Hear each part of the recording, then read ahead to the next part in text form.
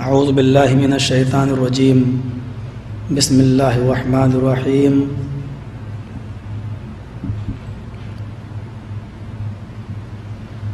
ولا تدع من دون اللہ ما لا ينفعك ولا يضرك فإن فعلت فإنك إذا من الظالمین۔ قال النبی صلی اللہ علیہ وسلم اذا سألت فاسأل اللہ واذا استعنت فاستعن باللہ۔ رب اشرح لی صدری ویسر لی امری واحلل عقدۃ من لسانی یفقہوا قولی۔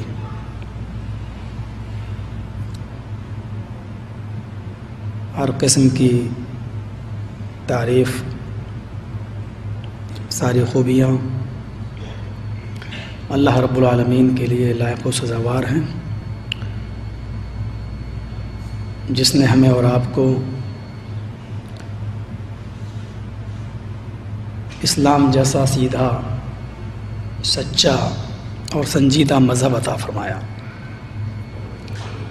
قرآن کریم جیسی ایک گائیڈ بک اس نے ہمیں اور آپ کو ہماری رشد و ہدایت کے لیے عطا فرمائی۔ جناب محمد رسول اللہ صلی اللہ علیہ وسلم کا امتی ہونے کا شرف بخشا۔ آج کا یہ پروگرام جو پہلے سے فکس نہیں تھا اور یہ اچانک رکھا گیا، اور مجھے جو ٹاپک دیا گیا ہے، جو موضوع، وہ توحید کی اہمیت اور شرک کا رد۔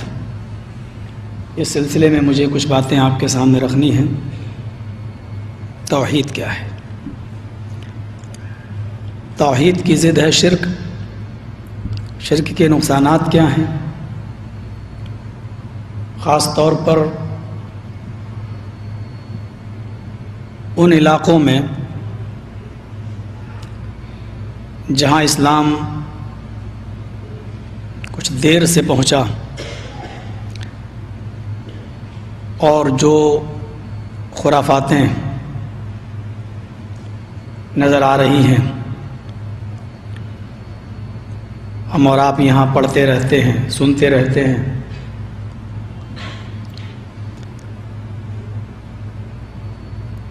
توحید کو نہ سمجھنے کا یہ ایک نتیجہ ہے۔ شرک کا سب سے بڑا نقصان یہ ہے کہ وہ اللہ کی محبت دلوں سے نکال دیتا ہے۔ اب ہمارے علاقے میں آئیے اور تھوڑی سی تقریر کر کے دیکھیے کہ جو مانگنا ہو اللہ سے مانگو، پکارنا ہو تو اللہ کو پکارو، وہی دینے والا ہے، وہی عطا کرتا ہے، وہی بیمار کرتا ہے، وہی شفا دیتا ہے۔ فوراً صبح اٹھ کر چائے کی ہوٹلوں پر آپ پر تبصرے ہونے لگیں گے، اور اس کے برعکس اگر آپ یہ بات کر کے دیکھیں کہ فلاں کے کارنامے یہ ہیں، فلاں کی کرامتیں یہ ہیں، ان کے در سے کوئی خالی ہاتھ نہیں آیا، وہاں جو پہنچتا ہے اس کو ملتا ہے، اور پھر علاقے بٹے ہوئے ہیں۔ اگر آپ اس طریقے کی باتیں کریں تو آپ کو جو پذیرائی حاصل ہوگی اس کا کیا کہنا۔ توحید وحد یوحد کا مصدر ہے، جس کا معنی ہوتا ہے اللہ رب العالمین کو ایک جاننا، ایک ماننا۔ سنسکرت میں اس کے مد مقابل جو لفظ آتا ہے وہ ہے ایکیشور واد۔ توحید کی ضد ہے شرک، اور شرک کو سنسکرت میں کہتے ہیں بہو ایش پوجا۔ بہت سے دیوی دیوتاؤں کی اور بہت سے معبودان باطلہ کی عبادت۔ چونکہ ہر نبی کی یہی ایک دعوت رہی ہے کہ ایک اللہ کی عبادت کرو۔ وَلَقَدْ بَعَثْنَا فِي كُلِّ أُمَّةٍ رَسُولًا أَنِ اعْبُدُوا اللَّهَ۔ ہم نے ہر امت کے اندر ایک رسول بھیجا یہ دعوت دے کر کہ ان اعبدوا اللہ، کہ تم صرف ایک اللہ کی عبادت کرو، وَاجْتَنِبُوا الطَّاغُوتَ، اور طاغوت کی عبادت سے، طاغوت کی پوجا سے بچو۔ علامہ ابن قیم الجوزی رحمۃ اللہ علیہ نے طاغوت کی تعریف کرتے ہوئے لکھا ہے کہ کل ما عبد من دون اللہ، ہر وہ چیز جس کی عبادت اللہ کے علاوہ کی جائے وہ طاغوت ہے۔ ہر وہ چیز جس کی عبادت کا مفہوم بڑا وسیع ہے، قیام بھی عبادت ہے، رکوع بھی عبادت ہے، سجدہ بھی عبادت ہے، دعا بھی عبادت ہے۔ اگر کوئی شخص اللہ کو چھوڑ کر کسی غیر کے لیے قیام کرتا ہے تو یہی طاغوت ہے، کسی غیر کے سامنے رکوع کرتا ہے تو یہی طاغوت ہے، کسی غیر کو سجدہ کرتا ہے تو یہی طاغوت ہے، اللہ کو چھوڑ کر کسی غیر سے اپنی حاجت روائی و مشکل کشائی کا سوال کرتا ہے تو یہی طاغوت ہے۔ کل ما عبد من دون اللہ، ہر وہ چیز جس کی عبادت اللہ کے علاوہ کی جائے وہ طاغوت۔ توحید کی کئی قسمیں ہوا کرتی ہیں، توحید ربوبیت ہے، توحید الوہیت ہے، توحید اسماء و صفات ہے۔ خاص طور پر توحید الوہیت کا بڑا مذاق اڑایا جاتا ہے۔ نبی اکرم کو مان لینا کوئی بڑا کمال نہیں ہے۔ آج بھی ہم ہندوستان کے اندر اگر دیکھیں، پاکستان کے اندر دیکھیں تو بڑے بڑے مستشرقین اور غیر مسلموں نے بڑی بڑی کتابیں تک لکھ ڈالی ہیں نبی اکرم صلی اللہ علیہ وسلم کی تعریف میں۔ خود مہاتما گاندھی کے وہ الفاظ ستیہ اور اہنسا کے اندر آج بھی لکھے ہوئے ہیں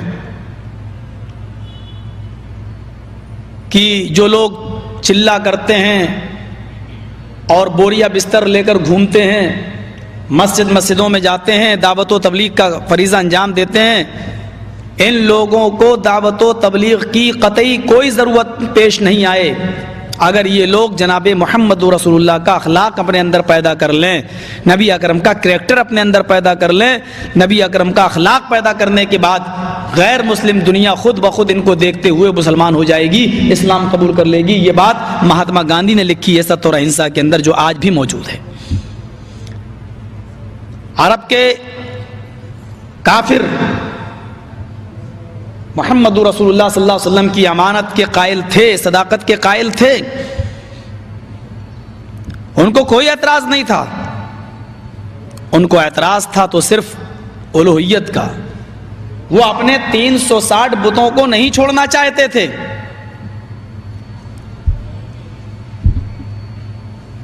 وہ نبی اکرم کو سچا ماننے کے لیے تیار تھے، امین و صادق ماننے کے لیے تیار تھے، بلکہ کہا بھی کرتے تھے۔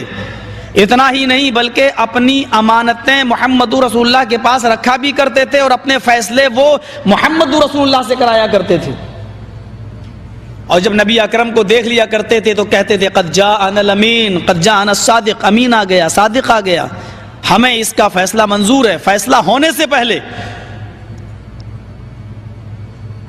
ذرا تیقن کا انداز دیکھیے، فیصلہ ہونے سے پہلے وہ یہ مان لیا کرتے تھے اور کہتے تھے کہ مجھے اس کا فیصلہ منظور ہے، جو بھی فیصلہ کرے گا میں فیصلہ مان لوں گا۔ فیصلہ کیا ہوگا، میرے خلاف یا میرے فیور میں، یہ تو بات کی بات ہے، مجھے منظور ہے ان کا فیصلہ، چاہے وہ میرے فیور میں ہو چاہے وہ میرے اپوزٹ ہو۔ وہ نہیں مانتے تھے تو صرف اس بات کو، لا الہ الا اللہ، ایک اللہ کی عبادت، وہ کسی قیمت پر اس کے قائل نہیں تھے۔ وہ یہ کہتے تھے کہ ٹھیک ہے ہم اللہ کو ماننے کے لیے تیار ہیں، لیکن ان کو نہیں چھوڑیں گے، یہ ہمارے سفارشی ہیں اور یہ ہماری دعائیں اللہ تک لے کے جاتے ہیں، یہ اللہ کے قریبی ہیں، اللہ کے ان سے تعلقات ہیں، تعلقات۔ ایک کتاب آتی ہے سیرت غوث پاک کے نام سے، انڈیا کی چھپی ہوئی ہے، بامبے سے چھپی ہوئی ہے۔ اس کے صفحہ نمبر 179 پر 179 صفحے پر ایک دلچسپ واقعہ لکھا ہوا ہے۔ اس سے آپ یہ دیکھیے کہ اللہ کا مقام کیا ہے اور غوث پاک کا مقام کیا ہے، اس کو آپ اندازہ لگا سکتے ہیں اس واقعے کو سن کر۔ جن کو غوث پاک، مجھے تھوڑی سی اجازت چاہیے، حالانکہ غوث صرف اللہ ہے۔ لکھا ہے کہ گاؤں کے لوگوں نے ایک بار ایک گاؤں کے مکھیا سے، جو پردھان تھا اس گاؤں کا، سرپنچ تھا، اس سے کہا کہ بارش بہت دنوں سے نہیں ہو رہی ہے اور تم گاؤں کے مکھیا بنے بیٹھے ہو۔ تو گاؤں کا مکھیا بولتا ہے کہ چندہ کرو، پیسہ اکٹھا کرو، میں اللہ کے پاس جاتا ہوں اور اس سے بات کر کے آتا ہوں۔ صفحہ نمبر 179 یاد رکھیے گا، سیرت غوث پاک حاجی علی کی درگاہ پہ مل جائے گی، تھوک کے بھاؤ بکتی ہے کتاب، قیمت بھی بہت زیادہ نہیں ہے، صرف 75 روپے انڈین کرنسی۔ لکھا ہے کہ گاؤں کا مکھیا لوگوں سے چندہ کر کے کہیں غائب ہو گیا، اللہ کے پاس کیا جائے گا وہ؟ سوچا 8-10 دن میں بارش ہو جائے گی تو لوٹ کے آ جاؤں گا، لیکن 8-10 دن تک بارش نہیں ہوئی۔ بہرحال وہ بیچارہ آیا، اور آنے کے بعد لوگوں نے کہا کیا ہوا، ابھی تک بارش نہیں ہوئی، آپ کی اور اللہ کے درمیان کیا بات ہوئی؟ تو گاؤں کا مکھیا کہتا ہے کہ اللہ بہت غصے میں۔ کہا کیوں؟ کہا وہ اتنے غصے میں ہے کہ وہ بارش نہیں ہوگی، وہ بارش نہیں کرے گا، اور اس نے مجھ سے کہا کہ تو آیا ہے میرے پاس، لوگ مجھے رب مانتے ہی کہاں ہیں، جو کچھ تو مانتے ہیں وہ غوث پاک کو مانتے ہیں، مجھے کہاں مانتے؟ میرے نام پہ کوئی فقیر تمہارے دروازے پہ چلا جائے کہ اللہ کے نام پہ دے دو تو کوئی دینے والا نہیں، اور بڑے پیر صاحب کے نام پر اگر کچھ مانگ لیا جائے، عبد القادر جیلانی کے نام پر، تو 11ویں کی ڈیگے لے لو، حلوے لے لو، بریانی لے لو، وہ ساری چیزیں، لوگ مجھے مانتے ہی کہاں، سب کچھ تو اس نے غوث پاک کو طلب کیا ہے۔ پھر کیا ہوا؟ کہا میں اللہ کو اور غوث پاک کو دونوں کو لڑتا ہوا چھوڑ کے چلا آیا۔ اب اگر اللہ جیت گیا تو بارش بالکل نہیں ہوگی، اور غوث پاک اگر جیت گئے تو انتظار کرو کہ 2-4 دن میں شاید بارش ہو جائے۔ اس واقعے سے آپ کیا اندازہ لگاتے ہیں؟ اور اسی کے 2 صفحہ الٹنے کے بعد، صرف 2 صفحہ 181 صفحے پر دیکھیں گے لکھا ہوا ہے غوث اعظم دستگیر۔ اب دستگیر کا معنی دیکھیے کیا لکھا ہوا ہے۔ بڑے پیر صاحب نے اللہ سے کہا کہ دکھاؤ یہ 7 آسمان تو نے کیسے بنائے، میں یہ دکھلانا چاہتا ہوں شرک کے نقصانات کیا ہیں، جب شرک انسانی زندگی میں آتا ہے تو یہ اللہ کے مقام و مرتبے کو کس طرح گھٹاتا ہے۔ بڑے پیر صاحب اللہ سے کہہ رہے ہیں، غوث پاک عبد القادر جیلانی، کہ مجھے دکھلاؤ یہ 7 آسمان تو نے کیسے بنائے ہیں۔ گویا کہ یہ انجینئر تھے، سگنیچر ان کو کرنا تھے۔ اللہ تعالیٰ ان کو لے کے چلا، پہلا آسمان دیکھا، کہا بالکل ٹھیک، دوسرا دیکھا، کہا مستحسن، اچھا ہے، تیسرے کو بھی پاس کر دیا۔ چوتھے آسمان پر جب اللہ پہنچا تو اس کو بھی پاس کر دیا کہ یہ بھی ٹھیک۔ چھٹے آسمان پر جب اللہ پہنچا، 5واں چھٹے پر، تو وہاں سے اللہ کا پیر پھسلا۔ بڑے پیر صاحب کا پیر نہیں پھسلا، میں بولنے میں غلطی نہیں کر رہا ہوں، اللہ کا پیر پھسلا، اور چھٹے آسمان سے اللہ گرا، اور وہ گر کر نیچے چوتھے آسمان پر آیا۔ بڑے پیر صاحب نے اپنا داہنا ہاتھ بڑھایا اور اللہ کو کھینچ لیا، پکڑ کے ان کو اٹھا لیا، گرنے سے، زمین پر آنے سے ان کو روک لیا، ہاتھ پکڑا اور ان کو کھینچا اور اوپر چڑھا لیا۔ اس دن سے ان کا نام پڑ گیا دستگیر، ہاتھ بڑھا کر اللہ کو کھینچنے والا۔ یہ دستگیر کا معنی یہ ہے، ہاتھ بڑھا کر اللہ کو کھینچنے والا۔ میں سمجھتا ہوں کہ اللہ کی جو رسوائی اور ذلت اس فرقے نے کی ہے، شاید ہندوؤں کی مذہبی کتابیں بھی اگر آپ پڑھ ڈالیں تو یہ نہیں ملے گا آپ کو۔ مسجد ہے، میں نہیں چاہتا تھا کہ یہاں کوئی منتر پڑھوں، لیکن ایک منتر میں پڑھتا ہوں جس سے توحید کا ثبوت ملتا ہے، ذرا غور کیجئے۔ یچتیو یو پمما نستسما دیوی شوری رشا، یجروید ادھیائے 2 منتر نمبر 21 کے اندر آپ یہ منتر دیکھیں گے۔ آج بھی یہ منتر لکھا ہوا ہندوؤں کی کتابوں میں، یچتیو یو پمما، याचना के माना होते हैं संस्कृत में भीख मांगना। यचित्ती इंपेरेटिव सेंटेंस है, फेले अमर है। मांगो किससे? यो, उससे। यो इसमें इशारा वईद के लिए आता है, मांगो उससे। और दोबारा जो यो आ रहा है यचित्ती यो, यो 2 मरतबा यो आया, दूसरी मरतबा जो यो आया उसका माना है वही है। यचित्ती यो यो, मांगो उससे वही है। तिम मिम्मा, जो तुम्हारी झोलियों को भरता है, जो तुम्हें सब कुछ देता है, वही है जो तुम्हें देने वाला है। नस्तस्मा देवी शोरी ऋषा, नस्तस्मा देवी शोरी ऋषा, नहीं है कोई उसके अलावा जो तुम्हारी झोली जो तुम्हें कुछ भी दे सके। नस्तस्मा, नहीं है कोई, देविशो देवी देवता, री ऋषा, जो तुम्हें कुछ भी दे सके। उसके अलावा कोई भी देवी देवता ऐसा नहीं जो तुम्हें कुछ भी दे सके। हिंदू मजहब की किताबों में आज तक ये तौहीद मिली है। वो अलग बात है कि उनके यहाँ वेदों में उनके यहाँ जो बुतों की पूजा की जाती है, मूर्तियों की, हालांकि हिंदू धर्म में जो 2 गिरोह हैं, एक आर्य धर्म एक सनातन धर्म, आर्य धर्मी लोग बुतों की और मूर्तियों की पूजा के कायल नहीं है। साफ लिखा ओम निराकारम मस्ति निराकारम, वो निराकार है, उसका कोई आकार नहीं। वन स्टैच्यू है, उसका कोई स्टैच्यू नहीं है। ओम निराकारम, वो निराकार है, उसका कोई आकार नहीं है, उसकी कोई शक्ल ही नहीं है। इसी को कुरान ने ये कह दिया, लैसा कमिस्लिही शै, अल्लाह के मिस्ल कोई चीज नहीं है, उसके मिस्ल कोई चीज है ही नहीं। उनके यहाँ जो मूर्तियां रखी होती हैं वो मूर्तियां भगवान नहीं मानते। वो ये कहते हैं ये भगवान का, ये रब का रूपक हैं। यानी हम ये तसव्वुर कर लेते हैं कि गोया मेरा अल्लाह मेरे सामने, हालांकि वो रब नहीं मानते उनको भी। जैसे आप ये कहते हैं कि हम इनको सिर्फ बुजुर्ग मानते हैं, अल्लाह नहीं मानते, ये हमारी दुआएं लेकर ऊपर जाते हैं। जरा तसव्वुर तो करो, मौलाना अबुल कलाम आजाद की जिंदगी पर मौलाना अबुल कलाम आजाद लिखते हैं, नुकूश अबुल कलाम आजाद देखो, वो लिखते हैं कि मेरे घर में मेरा बाप जो था वो बिल्कुल मुशरिक था, और मेरे अपने घर में मेरी हैसियत ये थी जैसे इब्राहिम के घर में आजर, आजर के घर में इब्राहिम, जैसे आजर काफिर था और उनके घर में इब्राहिम मुवहिद तौहीद परस्त थे, ऐसे ही मेरी हैसियत समझो जैसे आजर के घर में इब्राहिम की हैसियत थी, वही मेरे घर में।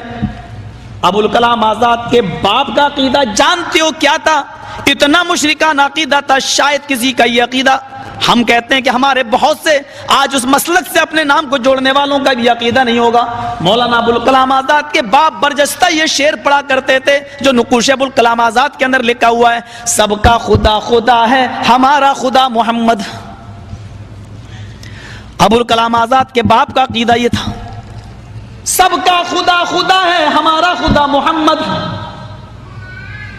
लेकिन अबुल कलाम आजाद का अकीदा ये नहीं था।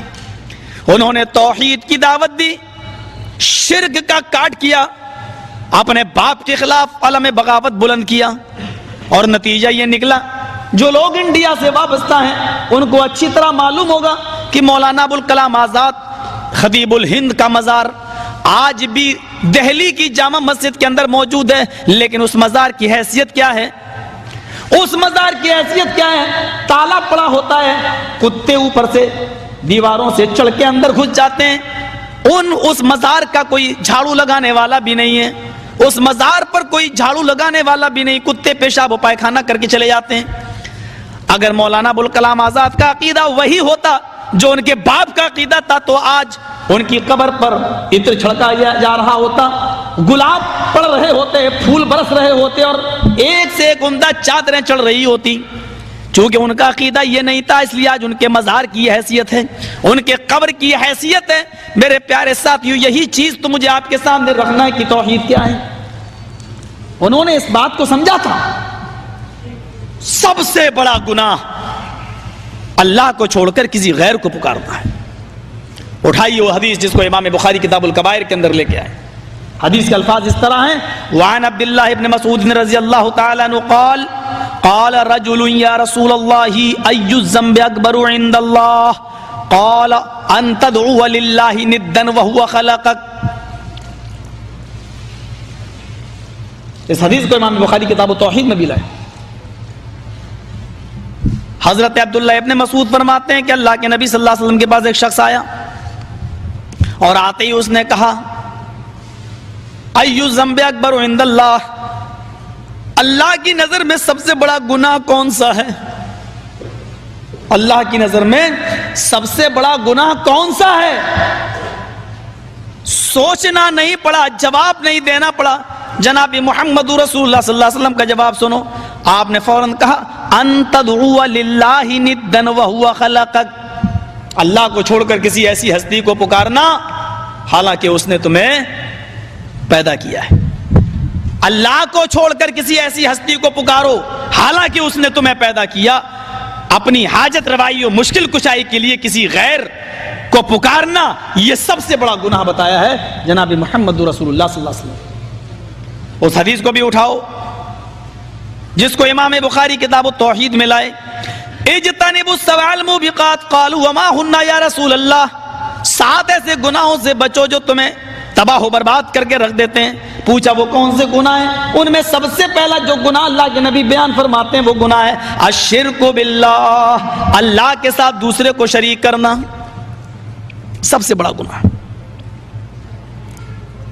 یہ جو سلسلہ چلا ہے ذرا غور کرنا، منوسمرتی میں ایک بڑا دلچسپ واقعہ لکھا ہوا ہے، مجھے نہیں معلوم یہ ہندو بھائیوں میں یہ واقعہ کہاں سے آیا ہے ان کی کتابوں کے اندر۔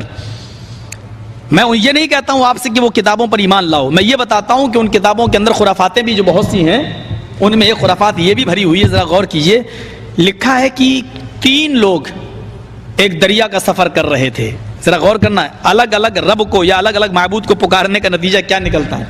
ہندو دھرم بھی اس کی یہ عبارت بھی آج اس کا کھنڈن کر رہی ہے۔ ذرا غور کرنا، 3 لوگ دریا کا سفر کر رہے تھے، ایک ہندو تھا، ایک عیسائی تھا، ایک مسلمان تھا۔ اب یہ مسلمان کا لفظ منوسمرتی میں مسلینیو کر کے آیا، مسلینیو سنسکارا، مسلمان بھی تھا مسلمان۔ اب یہ مسلمان اس دور میں کہاں سے آیا اس کا جواب ہندو پنڈت دیں گے، ہم اس کے قائل نہیں، ہم تو یہ بتائیں گے تمہاری کتاب میں یہ لفظ آیا ہے۔ ناؤ ڈوبنے لگی، کشتی ڈوبنے لگی، اس میں جو مسلمان بیٹھا تھا اس نے کہا، یہ لفظ موجود ہے، اسم اللام سنکٹ موچن، اسم اللام اللہ سے بنا ہے، آئے اللہ تو اس مصیبت سے مجھے بچا لے۔ سنسکرت کے شبد کو دیکھو، منوسمرتی میں شبد موجود ہے، اسم اللام سنکٹ موچن، ہائے اللہ تو مجھے اس مصیبت سے بچا لے۔ منوسمرتی کا 18واں ادھیائے کہتا ہے اس کو اس مصیبت سے بچا لیا گیا، یعنی اس نے اپنے رب کو پکارا، اللہ نے اس کو بچا لیا۔ عیسائی نے کہا، اب یہ الفاظ منوسمرتی میں ہیں، او مائی گاڈ پلیز ہیلپ می۔ پتہ نہیں منوسمرتی کی عبارت یہ کہتی ہے کہ سب سے پرانا دھرم ہندو دھرم ہے، لیکن اس زمانے میں انگلش تھی نہیں، انگلش کا لفظ آیا کہاں سے یہ جواب بھی پنڈت دیں گے۔ او مائی گاڈ پلیز ہیلپ می، او میرے رب مجھے بچا لے۔ عیسائی کو بھی اس کے رب نے بچا لیا۔ اب رہ گیا ہندو۔ کل میں نے بتایا تھا ہندو کا معنی کیا ہے، وہ کیسٹ منگوا لیجئے گا۔ اب وہ کہنے لگا، ہائے برہما مجھے بچا لے۔ کشتی اور نیچے جانے لگی، فوراً بدل گیا، کہتا ہے وشنو مجھے بچا لے، اور نیچے جا رہا ہے، کہتا ہے شنکر مجھے بچا لے، اور نیچے ڈوبنے لگا، بالکل مرنے کے قریب ہوا، کہنے لگا ہائے رام مجھے بچا لے، اور نیچے جانے لگا، اور جب سانس آخری رہ گئی، دم گھٹنے لگی، تو لاسٹ میں کہنے لگا سیتا جی مجھے بچا لو، اور سیتا کہتے کہتے وہ مر گیا۔ اب ہندو دھرم کے اندر مرتیو لوک ہے، پنرجنم، دوسرا اچھے کام کیے تھے اس کو دوبارہ انسان کا جنم مل گیا۔ کہاں مل گیا؟ سمندر کے اندر۔ اب کیا دیکھتا ہے سمندر کے اندر، اس کی سارے دیوی دیوتا یہ سارے کھڑے ہوئے ہیں، برہما بھی ہیں، وشنو بھی ہیں، شنکر